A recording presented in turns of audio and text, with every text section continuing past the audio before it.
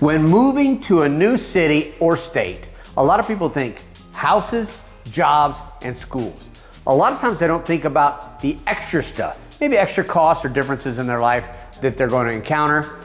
When moving to Houston, there are a few things that you want to think about that may be a cost that you're not used to incurring. Of course, you've got offsets wherever you want to go. Today, we're going to get into a few costs that you're going to have moving into the city of Houston that you might not know about. Let's get in. By the way, if we haven't met yet, I'm Steve Kinne with the Kinne Group here in Houston. We've been selling real estate for over 20 years. We know Houston inside and out and are here to help you. If you want to learn Houston, especially if you're relocating to Houston, reach out. Let's get in. One of the very first things people moving into Houston aren't used to are the sheer number of toll roads we have here. Houston is very big, and you got to pay attention to where you live versus where you work, because you could be biting off way more than you're ready to chew. Houston being the fourth largest city in the country, but maybe more expansive than any city in the country. In parts of Houston where you're going around the corner, you're at least 10 minutes away. Sometimes a commute is an hour, hour and 30. To get from one side of Houston to the other side of Houston sometimes takes up to an hour and a half. Houston is that big. So we have a lot of toll roads. We've got Hardy Toll Road from downtown to the north side. We've got the West Park Toll Road from downtown-ish. We got Hardy Toll Road from downtown to the north side. We've got West Park Toll Road from downtown-ish to the west side. We've got the new Pearland Toll Road from downtown-ish down south. And then of course we've got the Grand Parkway, our loop around, amongst others. Get ready for toll roads in Houston.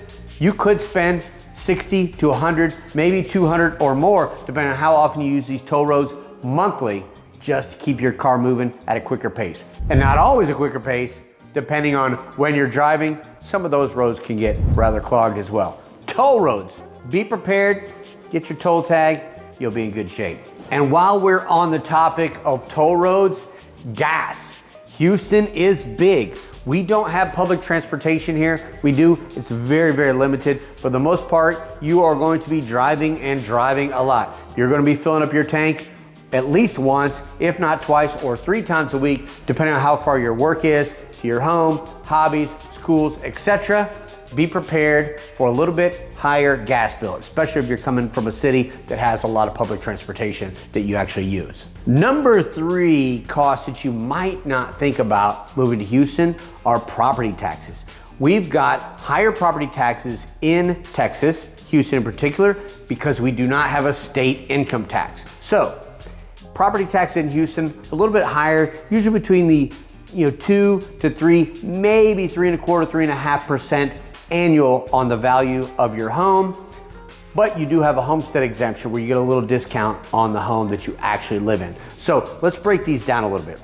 Your property taxes are gathered by the local entity that you live in, whether it's Katy or Sugar Land or the Woodlands. They're going to collect your taxes on an annual basis, and there are some additional taxes depending on where you live and how new your neighborhood is. You've got what's called a MUD tax, Municipal Utility District Tax, where they sell bonds to pay for the infrastructure development and maintenance of your sewer and your water services within the community, and oftentimes your road and infrastructure on new communities. Also, because we are a coastal city, some neighborhoods within Houston will have what's called a LID tax, Levy Improvement District, and that's a cost that's a tax that is incurred annually, usually pretty small, to prevent your particular neighborhood from flooding by building levees around, and that's maintained by the Levy Improvement District that then imposes those taxes. And we could go on and on about taxes, but none of us want to do that. If you've got additional questions, you can reach out or contact your CPA for different questions, but those are about taxes in Houston. You may not be used to higher property taxes, because the good thing is, where you're coming from, you probably have a state income tax, and we don't. That's taxes. The next thing on our list that you might not be prepared for is your electric bill. Houston is very, very hot, and we have pretty strong pollen a couple times a year. If I open the windows, which I never ever do, I don't even know if my windows work, right? They've never been open.